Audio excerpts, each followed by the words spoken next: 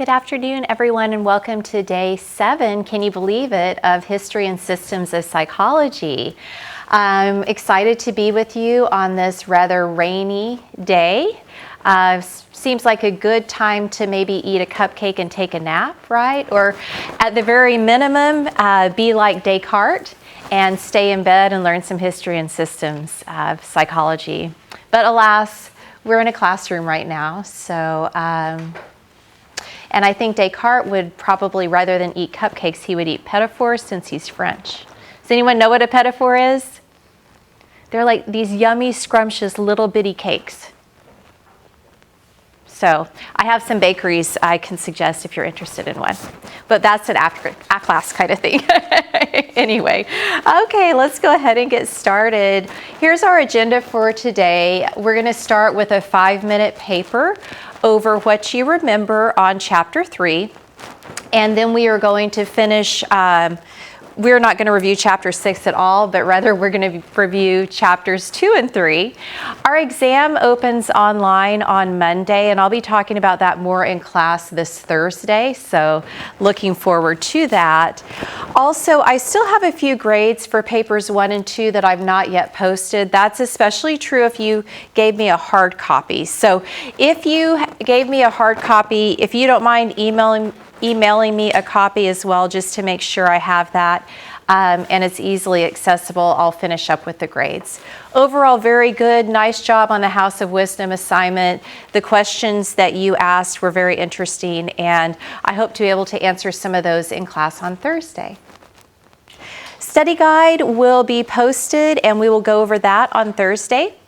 Exam will be a combination of multiple choice, short answer, fill in the blank, and essay. So a few things for everyone, right? Any questions about that? Yes? So the exam is on Monday? It will open Monday, and it's going to be open all week. It will be All week? online. Is it just going to be that one attempt or? One attempt, Okay. yes. Okay. Good question, right? So you're prepared. Yeah, because some teachers do like multiple attempts. I just wanted to make sure. That's cool. Yeah, only one attempt though for us. Gotcha. Right? I'm not so cool, and I can live with that. Okay, take out a sheet of paper and take a couple of minutes to write down what you remember from let's go ahead and just go back to Chapter 3. We talked about phrenology, right?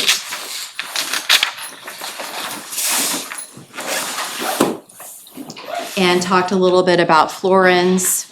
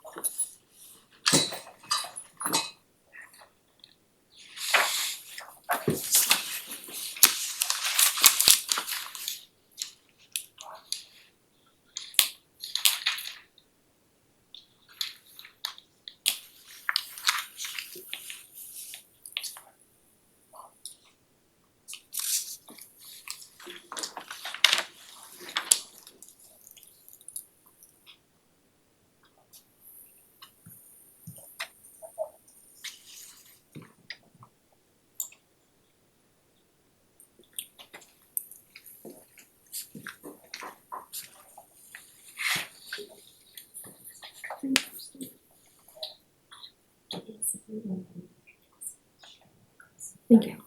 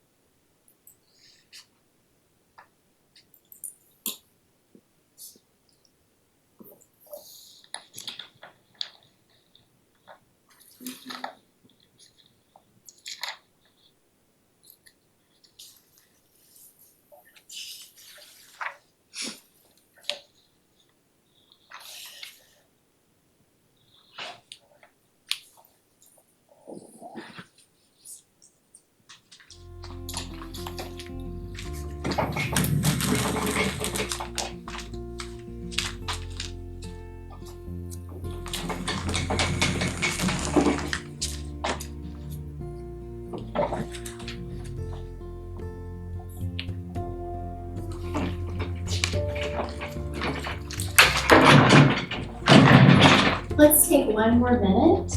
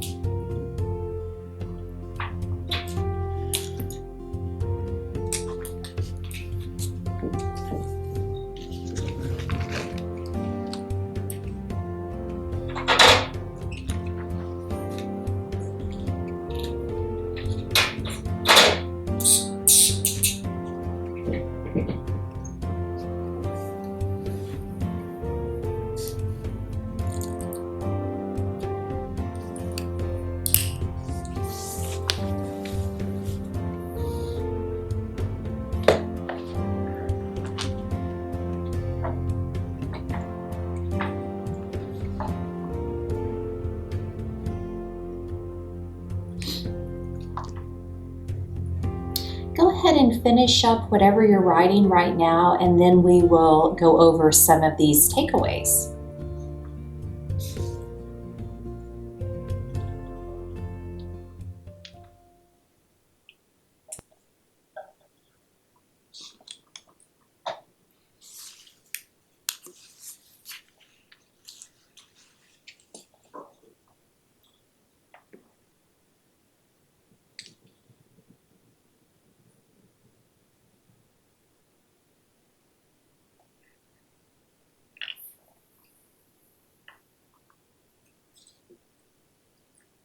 Okay, who would like to share something about chapter 3 that you remembered?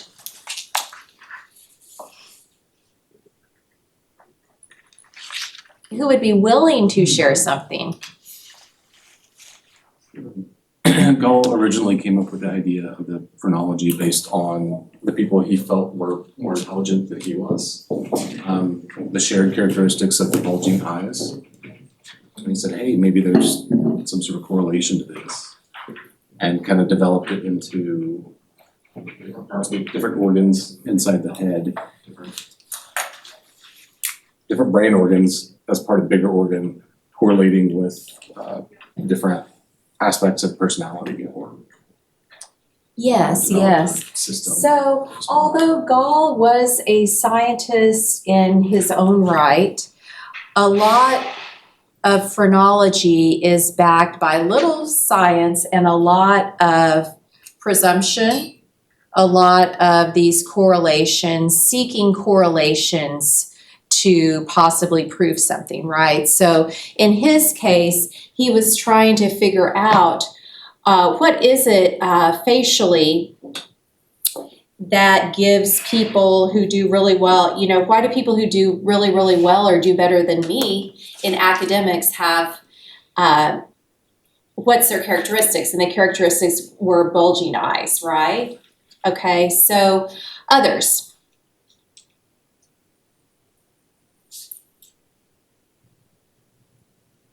I bet you have something to offer.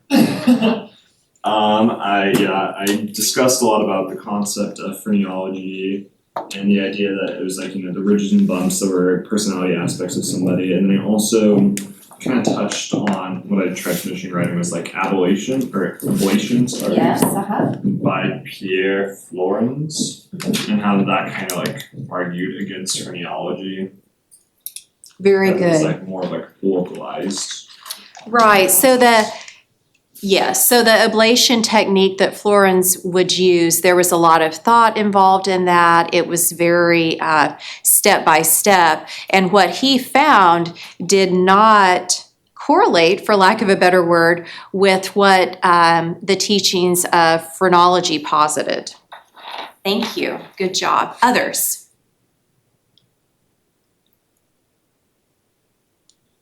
Brianna, you have something for us? I kind of wrote down from what we watched from the videos, like Combs went a little more scientific with measurements.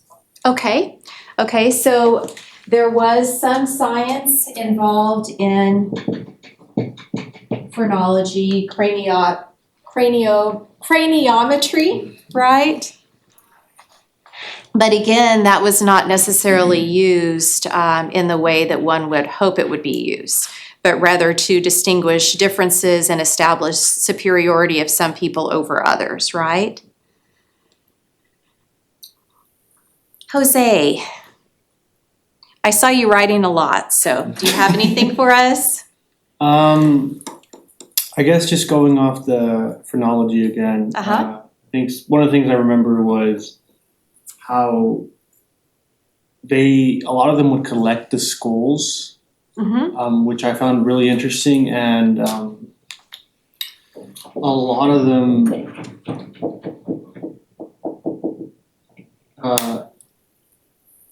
they would all collect skulls, and they would, I forgot what it was. All I remember was they would collect the skulls, and I found that really, really interesting. Yeah, and there's a collection of skulls, I want to say well over 200 skulls that's in a museum in the United States that really debunks phrenology's myths. Yeah. Okay, so we see these skulls of people who are scientists next to these people who were criminals, next to these people that were, just kind of live life. And there actually are not a lot of differences from one skull to the next. Not that would differentiate what a skull looks like if someone's a criminal versus if they're a scientist. Good. Anyone else want to add anything? I just kind of have a general question. I mean, we watched the video about the pineal gland. Yes, right? uh-huh. Is that connected to this? I don't know how it necessarily connects. Oh, yeah, it's important for you to know. It's connected to Descartes. Descartes believed that the pineal gland was the window to the soul. All right, it's located up here. From the video, does anyone remember what hormone that gland regulates? No. Melatonin, yes. So responsible for our sleep-awake cycle. And those of you that have problems sleeping, have you ever tried melatonin? Successful? Somewhat? Yeah, good. All right, last call for any other takeaways you want to share. Just from overall chapter 3, like initial debunking were with the in vivo animal, like the ablations. Right. Slicing of the cerebellum, Mhm. brainstem.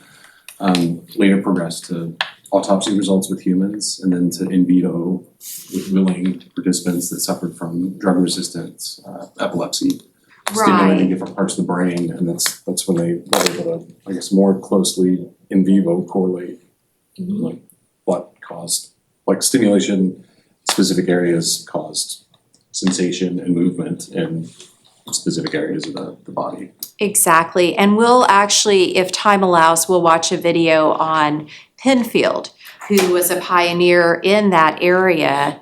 He did many, many surgeries on people with epilepsy, and he's a great hero in the neuroscience community, and he's from Canada. And so there's an interesting video that I'd like to show you if we have time today. Okay, several things I want to mention. Franz Joseph Gall was From Germany. He was an anatomist who demonstrated the general importance of the brain for all higher human functions. Remember, it wasn't until around 200 years ago that it was widely believed the brain was where higher human functions existed, right? Where was it thought to be originally?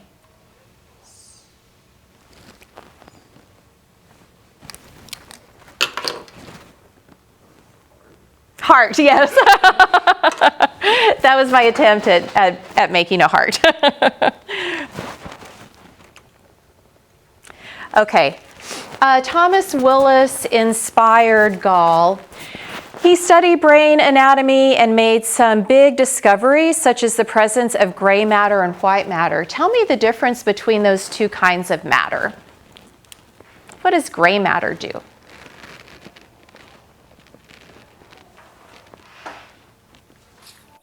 It was the outer tissue covering the brain.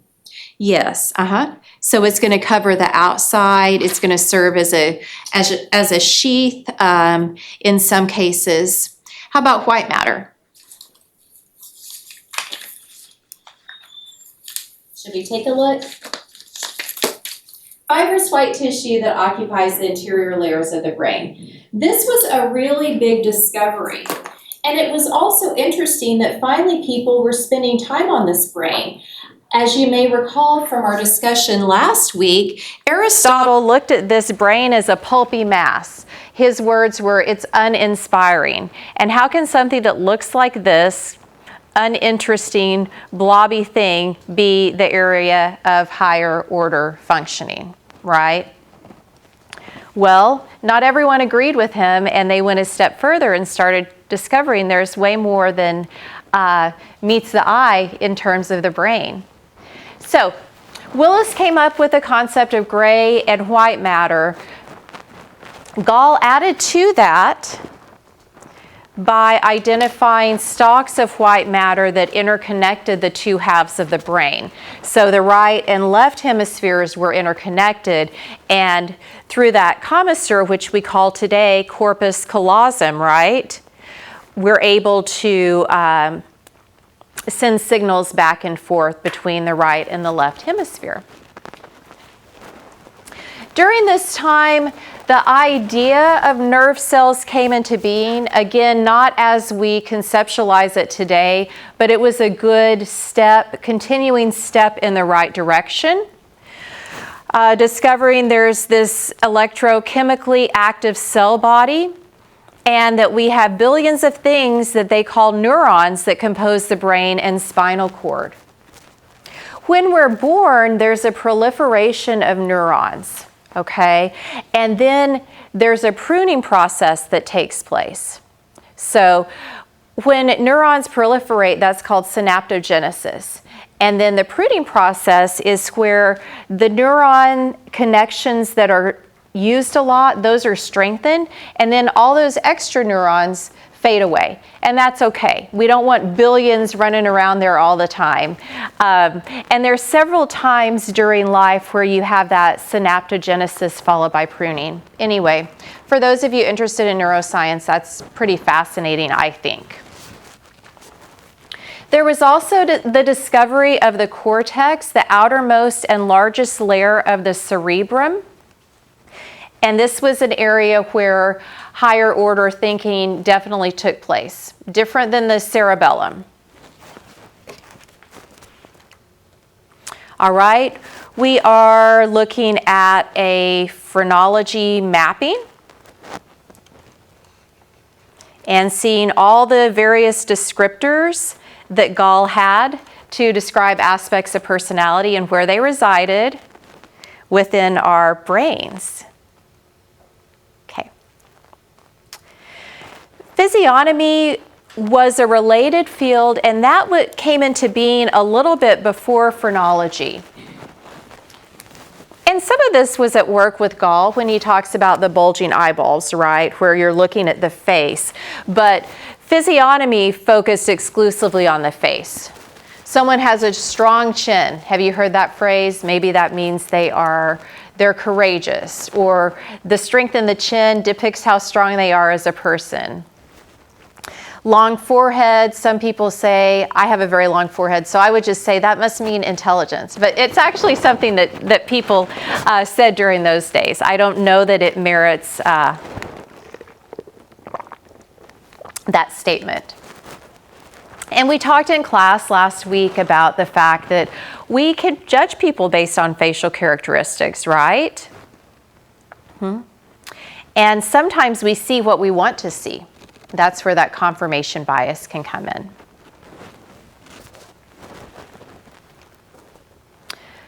All right, so we have the cortex. We also have something called the cerebellum, which resides at the base of the brain. And that's responsible for our balance, motor control, and some cognitive functions, which will include language and attention.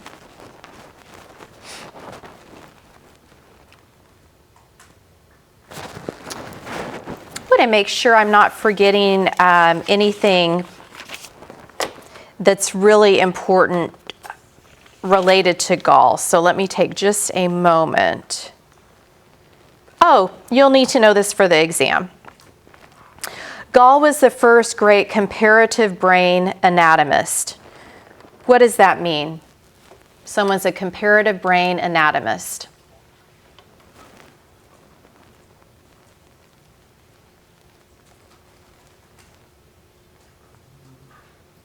It's pretty much like it sounds. Yeah, I just want to say, like, you have two different brains. He's going to look at them and he's going to compare the two. It's like, oh, this is lacking a ridge in this specific spot, so that means this person might have more of something compared to the other person. Exactly. And he did some of that person to person, comparing a young brain, to an old one, right? Also with the, as an anatomist, he looked at brains of animals and brains of humans and saw where they were similar and where they differentiated.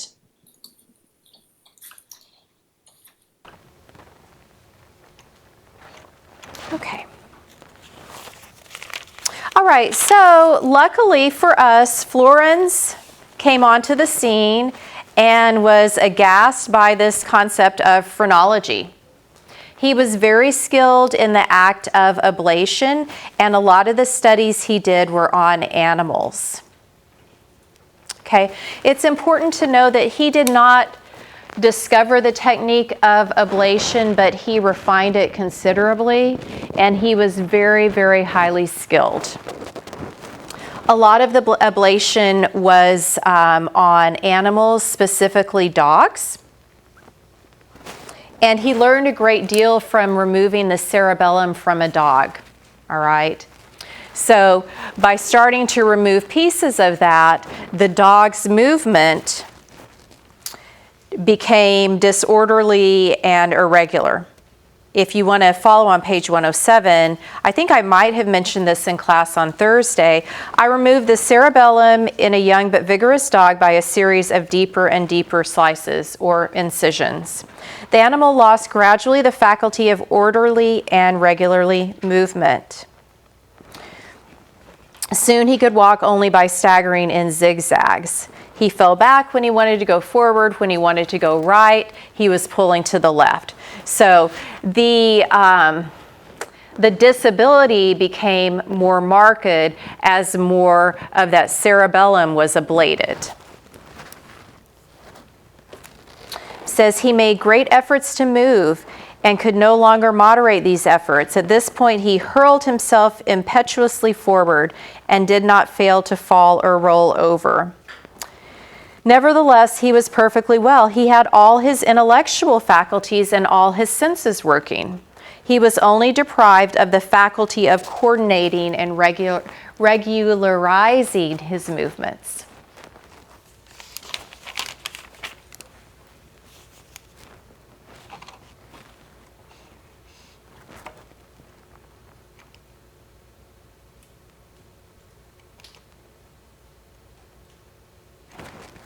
Okay, I want to briefly mention a few other people who were ablationists interested in the area of localization of brain function. And I am bad about bludgeoning French names. I mean, I can say Pettifor, but Boulot? Sure, yeah.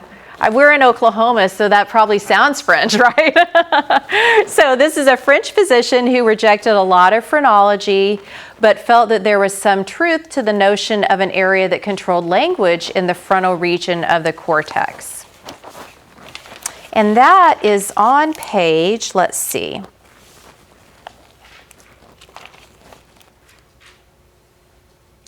(110).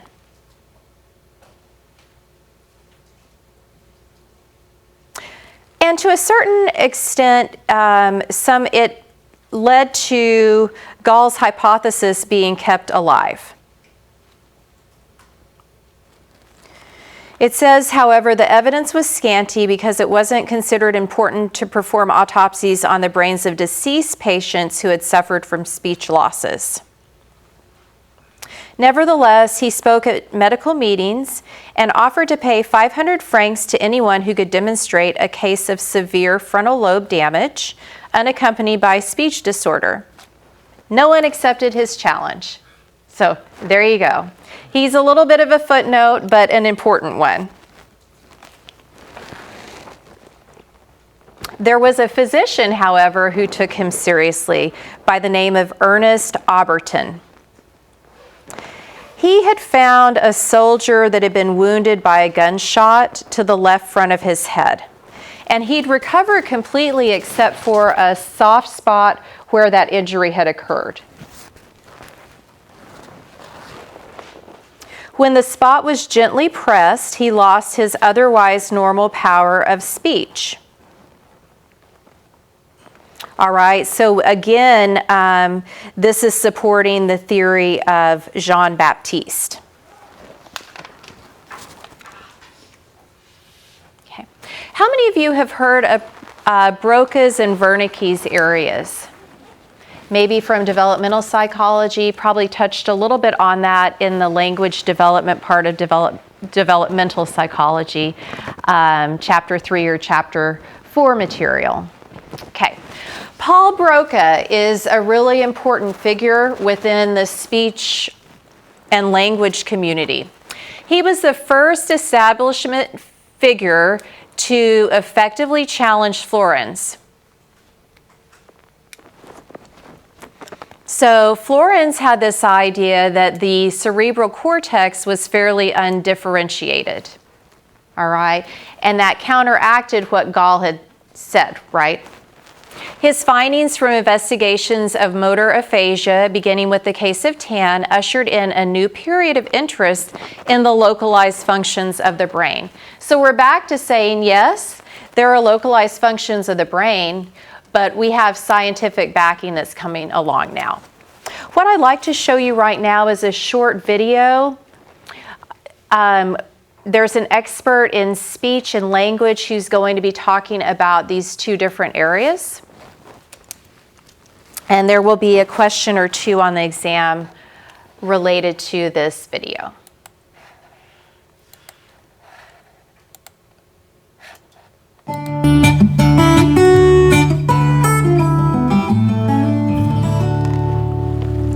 I have a new client, and this client has a diagnosis of Wernicke's aphasia. So this week, I'm going to talk a little bit about Broca's aphasia and Wernicke's aphasia. As you know, aphasia is a language disorder, and I have several videos on this topic if you go searching for those. It usually happens after a stroke or a head injury, and it can affect any aspect of language, which means your speech output, what you understand other people saying, and your reading and your writing. It all has to do with language. This is interesting because even people who use a visual language, like a sign language, if they get aphasia, will no longer be able to sign. This is because you have centers in your brain that are your language centers. So I'm going to talk about two types of aphasia. They're the most common that we see. One is Broca's aphasia and one is Wernicke's aphasia. Broca's aphasia is considered non-fluent. They usually just have a few words that they say. Some people, it's very severe and they can only say one word for everything, like two. Some people can get more words out that are varied, but it's a struggle.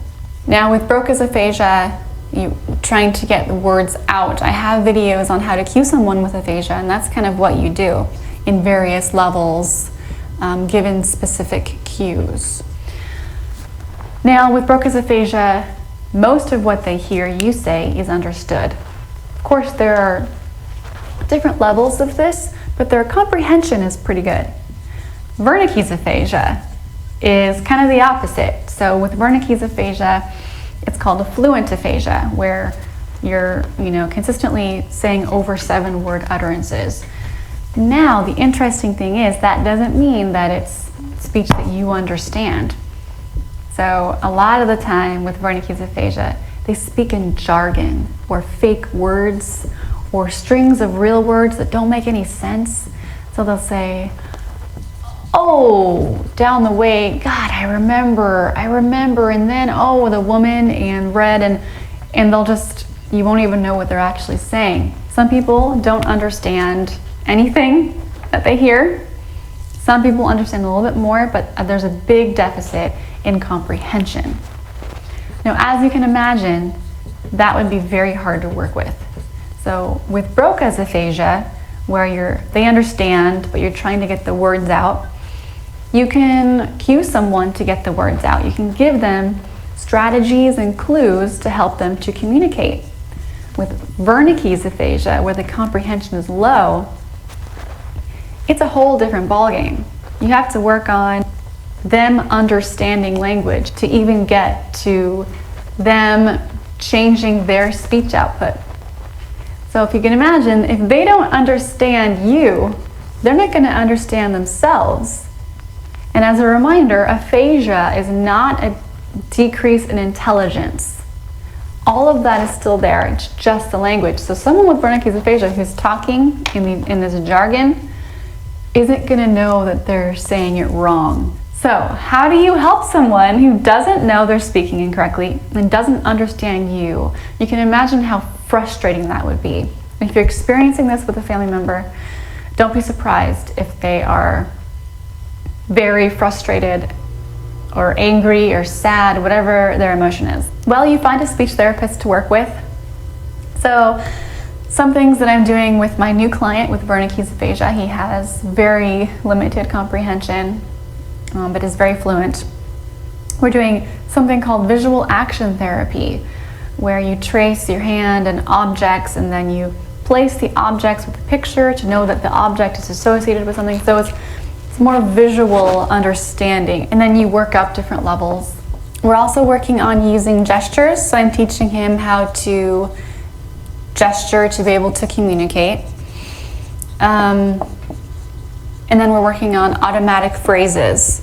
So automatic phrases are usually a good place to start with most aphasias because the brain has them so well that it's easier for them to come out. And these are the ABCs and counting, or songs that they know really well, things like that. And then I'm going to work with him on written understanding. So he seems to be able to read some single words.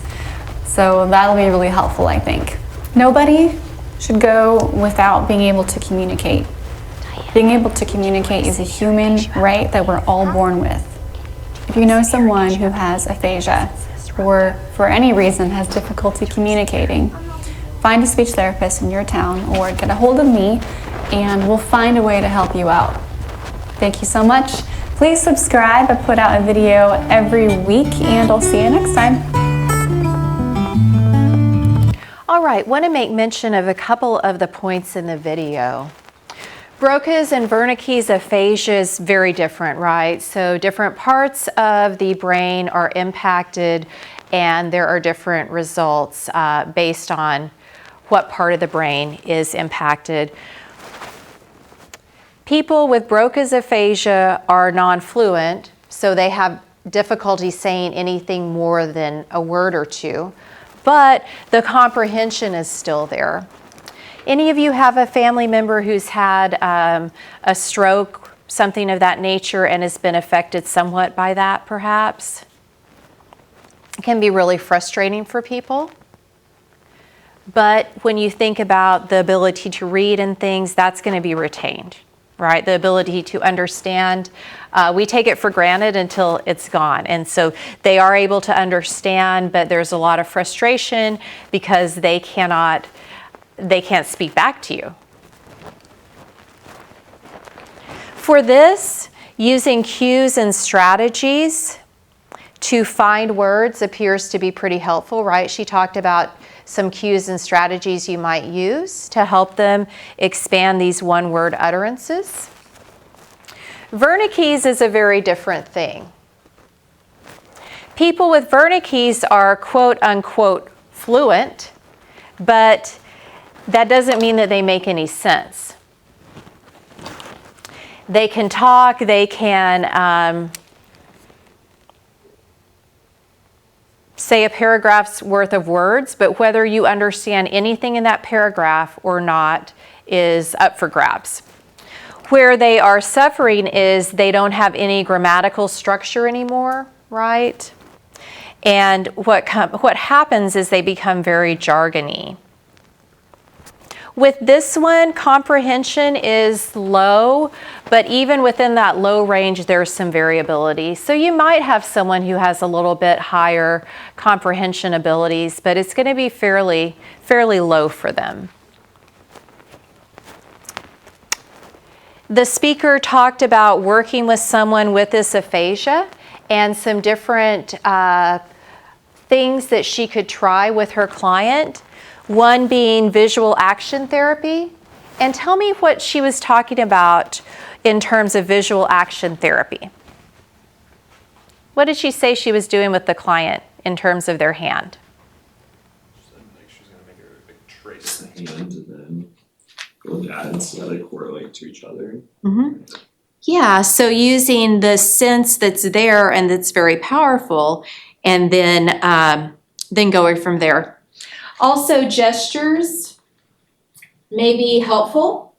And Automatic phrases, learning some automatic phrases. Someone says this, or you're in this situation. Let's rehearse that so that you have this response ready to go. All right, having said that, I'm going to break you up into some groups, and I want you to get on your computers and your phones. I don't say that very often about the phones. And I'll break you up into 3 groups. One group is going to look at what has been, what's available online about visual action therapy and Wernicke's aphasia. Another group is going to work on gestures, and a third on automatic phrases.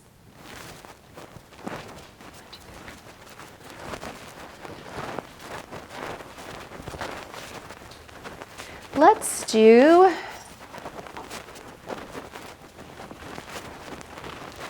the 3 of you together.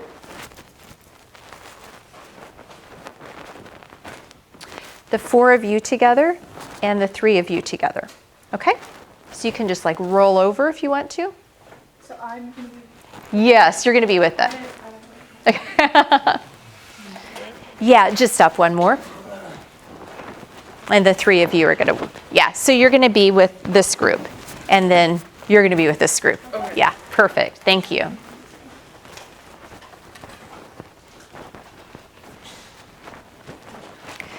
And once you find a few items, feel free to email those to me so we can share them. And this is just about visual action therapy. Well, I need to assign those, right? Yeah. You're waiting for me to take action, aren't you? Kinesthetic action. Yeah, I'm good with this group doing visual action therapy. Gestures and Wernicke's, and it's spelled this way, right? The closed captioning didn't really do that justice. And then automatic phases and Wernicke's. Thank you.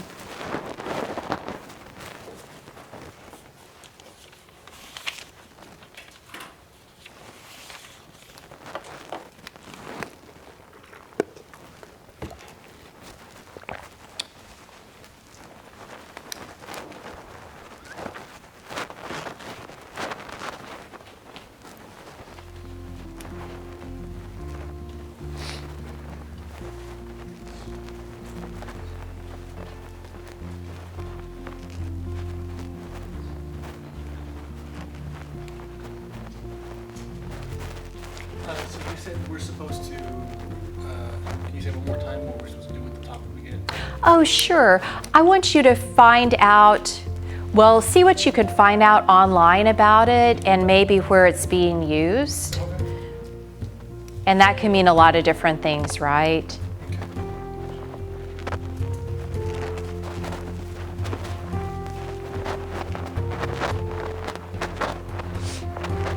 Are you finding anything? Huh? I said there's quite a few things to go through, yes. Oh, good. Okay. Yeah.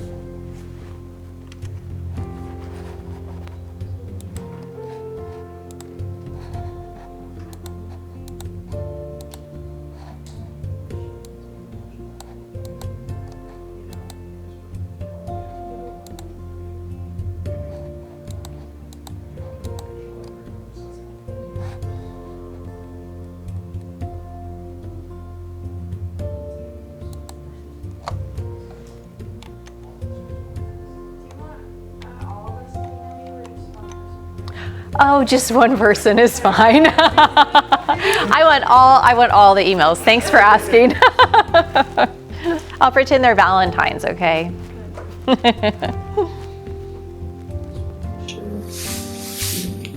Yeah, sure. I agree. You're good. Actually, everyone, is there a way for you to post it to announcements or so everyone in the course can see it? You might be able to send it in messages. That would be great. We can send it to the whole class. Yeah, including. Yes, including you. That would be great. Then it's there for you to see. Yes.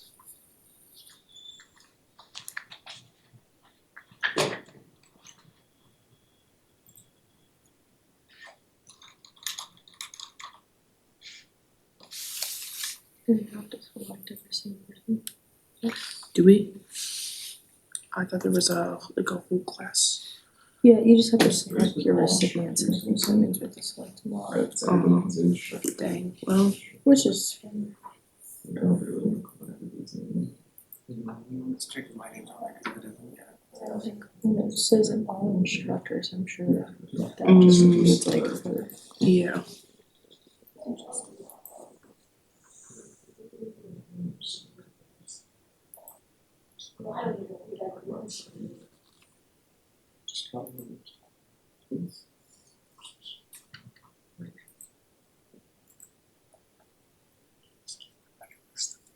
Oh, I knew that.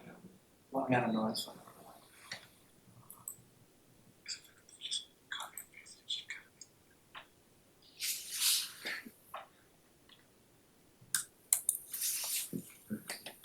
It's something.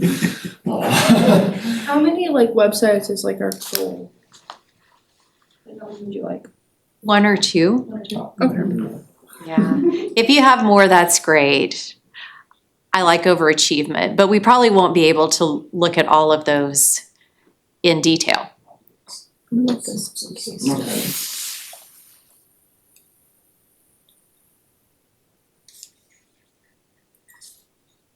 Yeah. I'm gonna like try to fix it.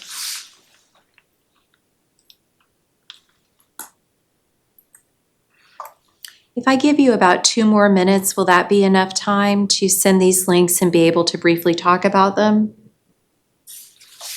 Perhaps, okay. Is your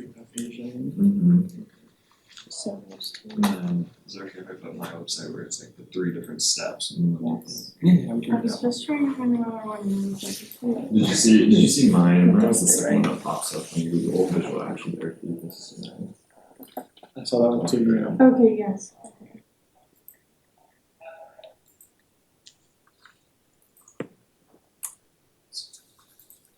Okay, so she said we're supposed to put it on like the course, I guess, 2 sites, is that what she said? Yeah, good look at the course and then try to post it under under announcements, because we can all post under announcements, that way everybody can see. I like the website that you showed, cause it lists like 12 different ways you can do. This one? Yeah. I'm just trying to.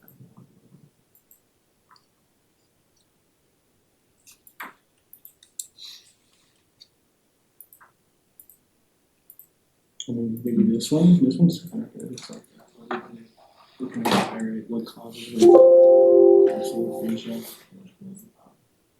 How is it diagnosed? Like,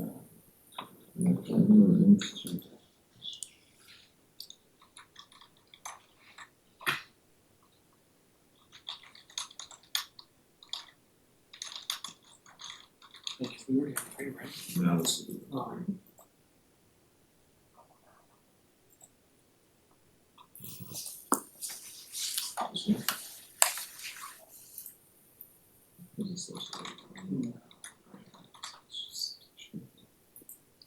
Can I just search that, where is it being used? That's the first thing.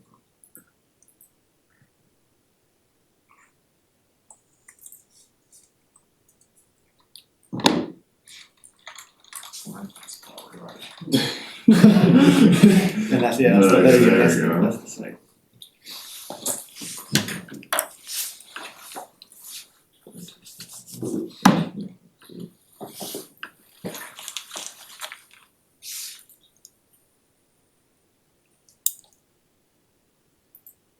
Look, it says, what is it, who can acquire it, the causes, the types. Did you get an email saying I sent it to everybody?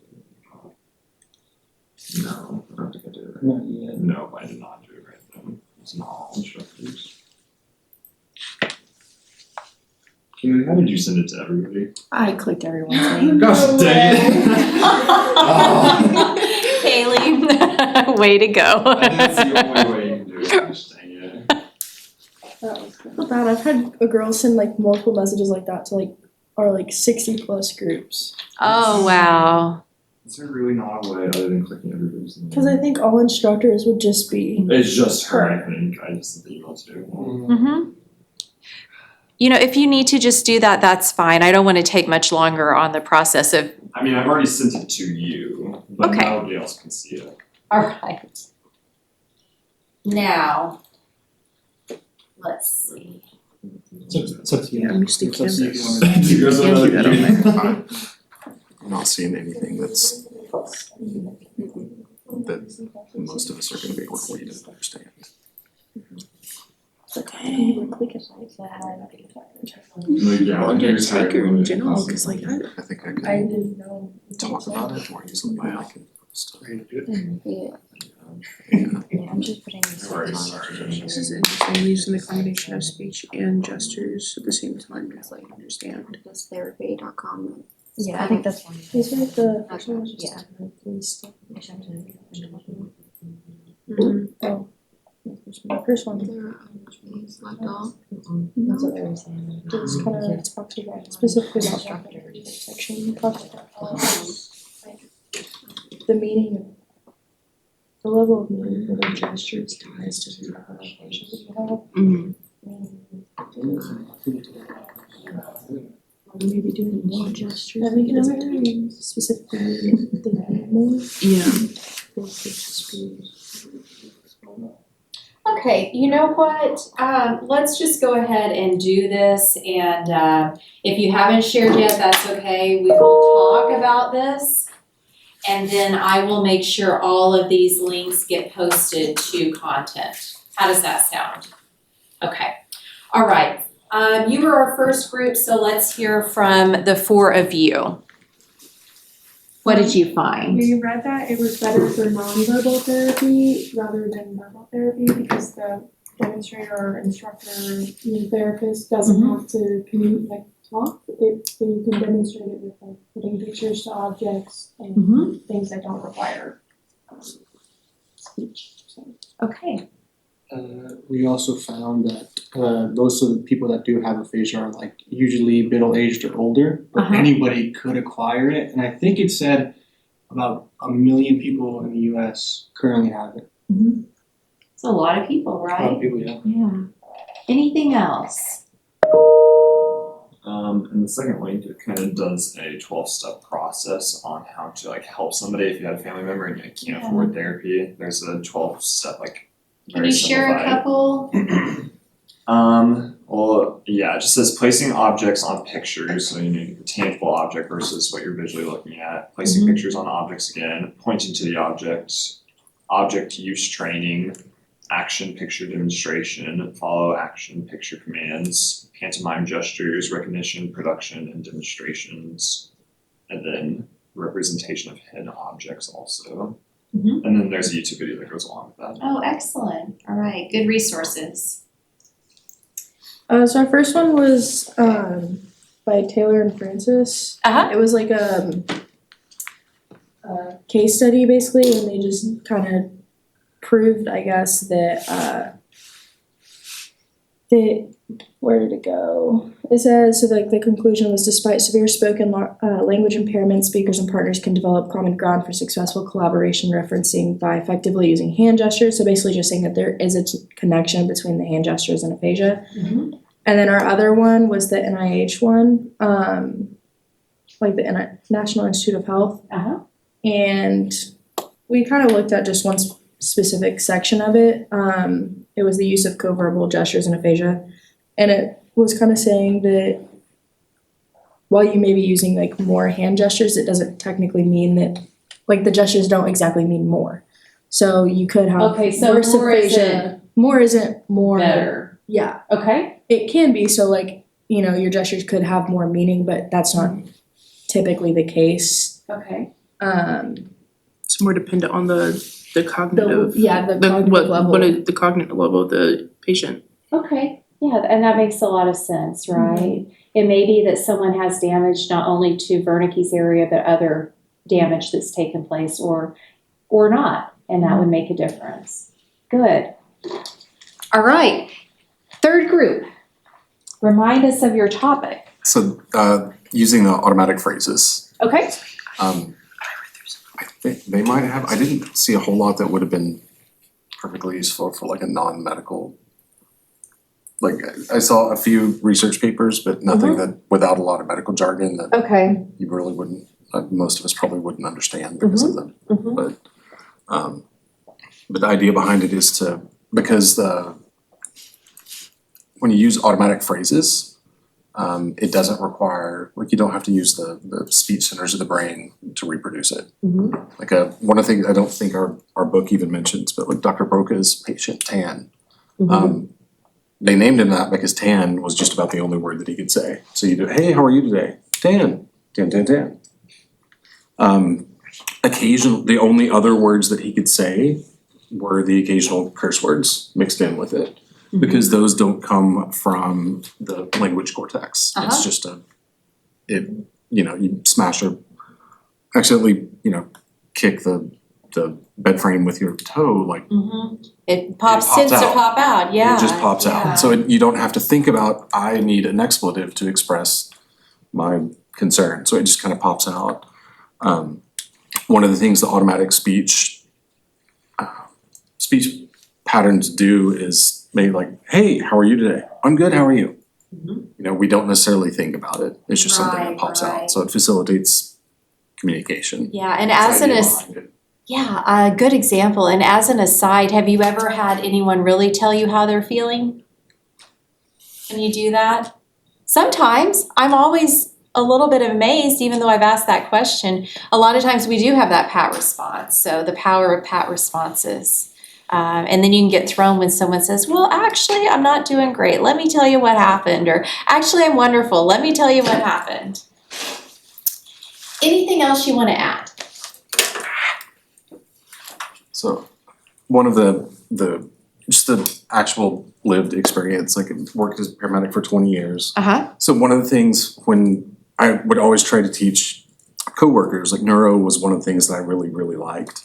When you do a stroke assessment, one of the things we almost always do is like, hey, reach up and grab my hand.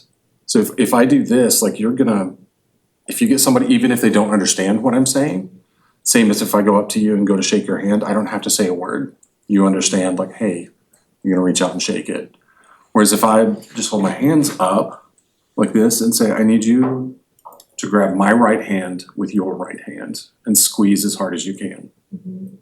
I don't do anything that's important to know, that whether they are not, like if it's a intrinsic aphasia, like they're not understanding the words that you are saying, or whether it's an expressive aphasia, because sometimes they can understand everything that you tell them to do, like, and other times like they're just mimicking. So like a smile, if I tell you smile, I want to see all of your teeth. If I just say it and they can't do it, versus if I smile first and they smile back, like that's coming from a different part of the brain.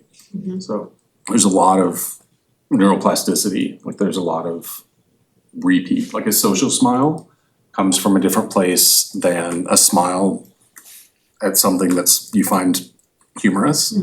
Comes from a different place from, if you're smiling because I tell you to. So a lot of the idea of like the training it is just to utilize a different part of the brain instead of what we normally would. Yeah. Thank you for sharing. That's fascinating to me. It always has been to me too. It's like really weird when you get to sort of see it in action.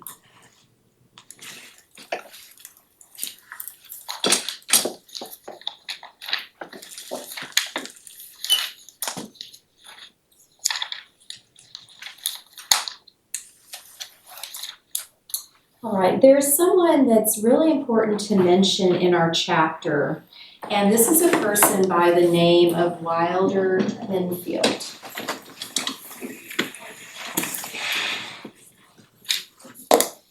He's a famous, or was a famous Montreal-based American neurosurgeon, and he was a pioneer in the field of treating epilepsy through neurosurgery. I have a video we're going to watch for about 15 minutes today, and then we'll finish that at the start of class on Thursday. There'll be, as is the case with our other videos, a question or two on the exam about this. I think you'll enjoy it. And it's just amazing when you think about how far neurosurgery has come over the past 40 years or so. Or once we start thinking 200 years ago, there's been great strides in that. So I hope you find this interesting. And let me pull it up now. Wilder Penfield sounds like a name that you need to accomplish something if that's your name, right? Okay.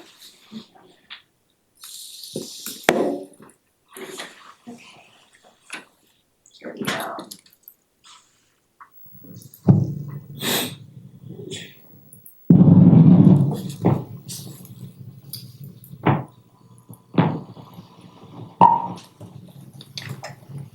And this is an older movie, so it may be a little fuzzy.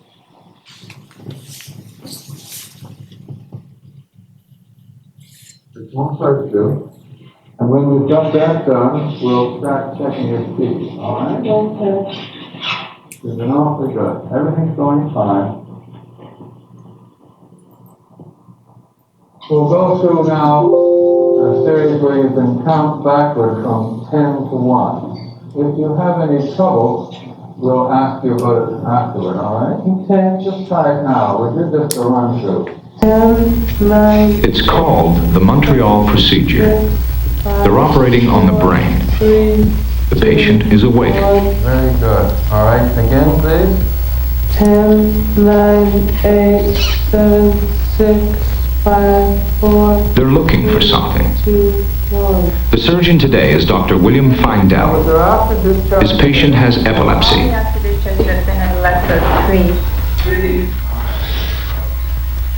Okay, again, please. Electric storms sweep across her brain. They make her fall and wet herself. They make her arms and legs thrash about. It terrifies her. Wednesday, Tuesday, Monday. All right, now start at Wednesday and say them backwards, please. Wednesday, Tuesday, Monday, Sunday, Saturday, Friday, Thursday. Again, please, start at Wednesday. Wednesday. Dr. Feindel is looking for the source of her fits. He and his team will be here for 12 hours without a break. Okay. Could we put it up to 2 volts then? Just say days of the week backward at 1.5 volts, covering the area, no mistake.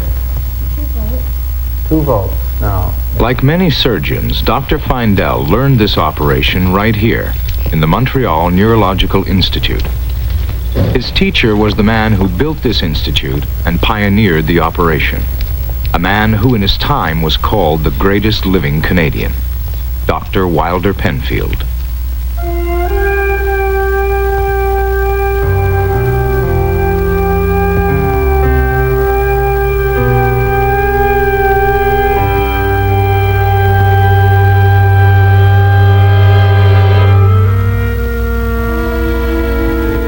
It took a lot of faith in yourself in 1921 when he began. They knew so little then. Another patient died today, a baby, on whom I'd operated 3 times already.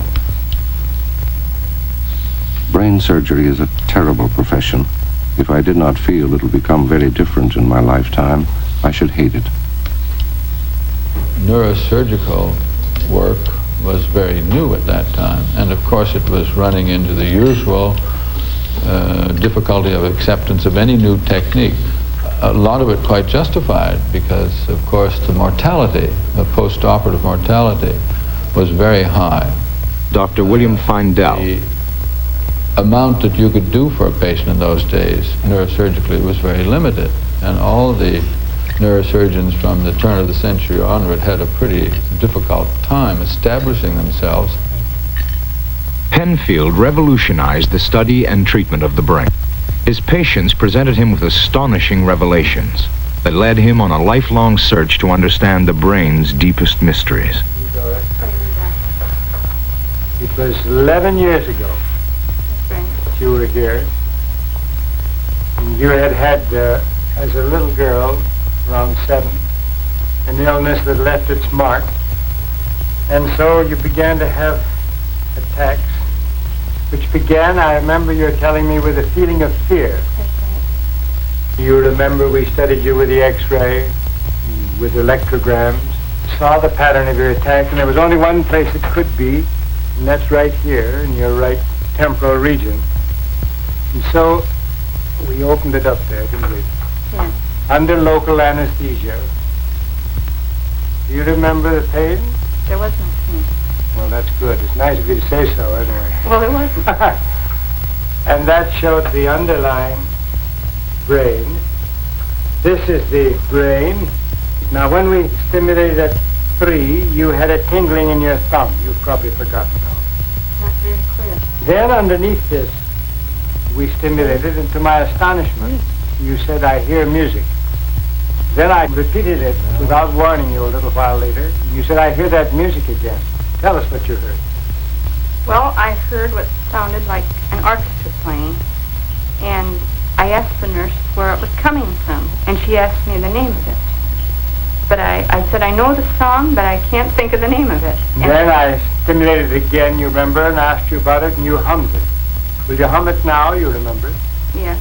Go ahead. Da da da da da da da da da da da da da. Yes, and then when you got to that point, the nurse exclaimed, I know what it is. It's rolling along together. And you said what? And I said, yes, that's what it is. One of the most obvious things about Dr. Penfield was the feeling that here's a different kind of a man who has a great mission in life. He didn't mince words, and he was utterly convinced he was right. I think he felt that he was led by higher powers. I'm not saying that he heard God talking to him, but I think he felt he was getting his instructions from at least as reliable a source as that. He had a perfectly delightful, to me, naivete. Cynicism was far removed from him, and in spite of his greatness as a surgeon and a scientist and an organizer, right at the heart to the end of his days at Wilder Penfield, there seemed to me to remain an inquiring boy. A famous Canadian doctor? The boy had no thought of becoming a doctor at all. He was born in 1891 and grew up in Wisconsin, in the heartland of the American Middle West. Child of a middle class as narrow in its outlook as it was firm and righteous in its moral vision. Convinced that by grace and by God, America had been chosen to lead the world. A world where a small boy who worked hard and read his Bible could grow up to be anything he liked.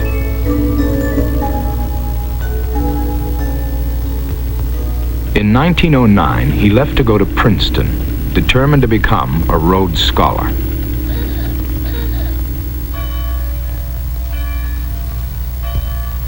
In the East, they were sophisticated and could teach him how to become a man of the world. Dear Mother, they asked us not to write home about horsing until it was all over. But I know you won't kick about the rough handling your darling little son gets, so I write anyway. It's all right.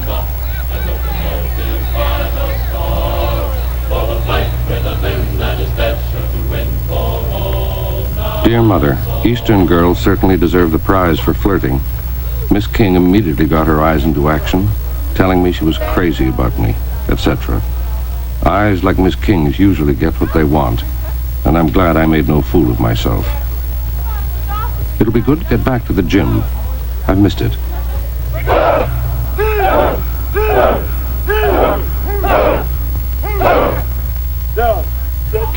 If I am to make a good tackle, I must accept that the game is a fight, a real fist fight against the man opposite. Catch him in the face a couple of downs running, and he'll let you through the next time, unless he's a better fighter than you. Not a great athlete, he had to fight just to sit on the bench with the freshman team. But by his senior year, he was a star fullback, famous for the Penfield Ricochet, his name and picture in the New York Times. But he wasn't all jock. In more thoughtful moods, he would climb to the top of a college tower to be alone and indulge a streak of lofty romanticism. I fancied I was seeing the towers of the arts and sciences in a dreamlike city of the intellect. There was so much to learn there, and beyond the learning, there was truth, unguessed and yet to be discovered. He knew that he wanted to be a Rhodes Scholar and go to Oxford, but then what? He drew up a list of professions and one by one crossed them off. Politician, lawyer, minister, even millionaire. In the end, all that was left was doctor. Through a microscope in a biology class, his teacher, Edward Conklin, had opened up a whole world of mysteries. Through medicine, he could explore this world. His graduating class voted Wilder Penfield best all-around man and most respected man. But the Rhodes Scholarship went to someone else. I think this is one of the interesting things about the man. That many people have said that he was something of a genius, that he was obviously very quick to learn, and the opposite was actually true, and it was for him a benefit because he knew his limitations, and he knew that he was, as he called it, a sluggard. His son, Wilder Penfield Jr. And he had to plug along at something very hard to do what some people that he knew and envied could do in a flash. And therefore he had established very early on a habit of working to plan. The plan still called for a Rhodes Scholarship. Next year, the slugger tried again and won.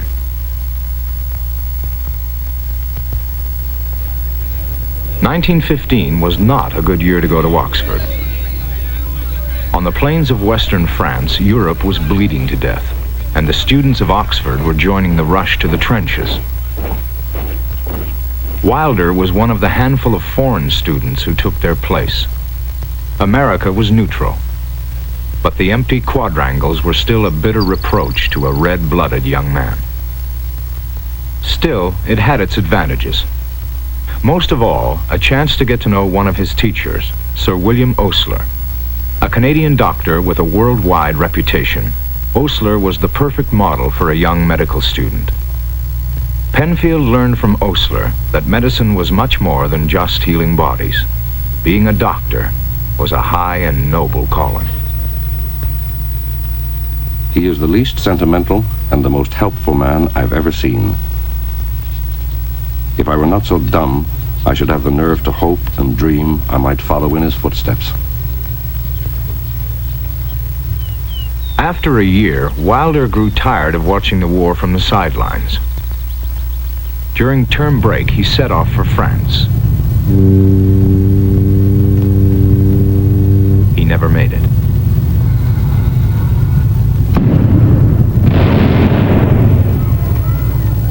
I thought to myself, this is the end. I'm falling into the sea. And then conviction came to me like a flash. This cannot be the end. My work in the world has only just begun. Seconds before the bow broke off and sank, he crawled astern, his left leg badly shattered.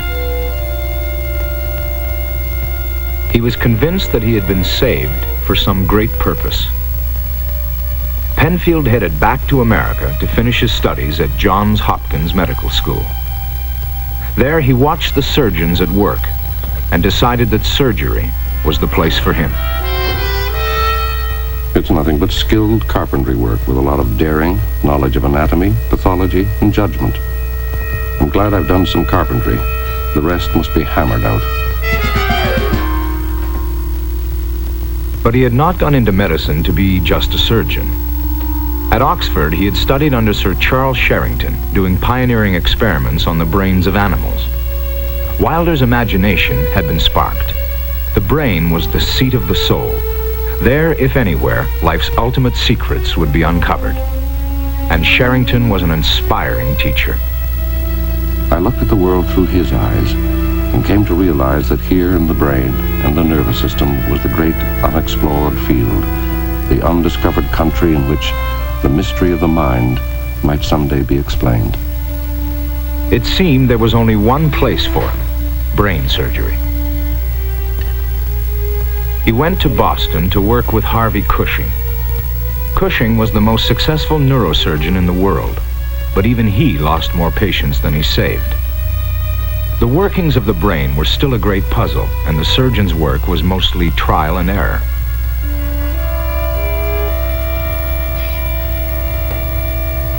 As he watched Cushing, Penfield began to feel that if he had a mission in life, as he so firmly believed, perhaps it was to be the one to unlock the brain's secrets. If they could understand it, they could mend it. Penfield set out to find a way to combine surgery with scientific investigation.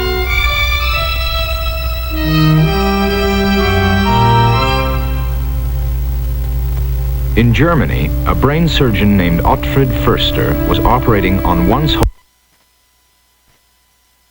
Out of time, bless you. Please think about studying for the exam very soon. All right.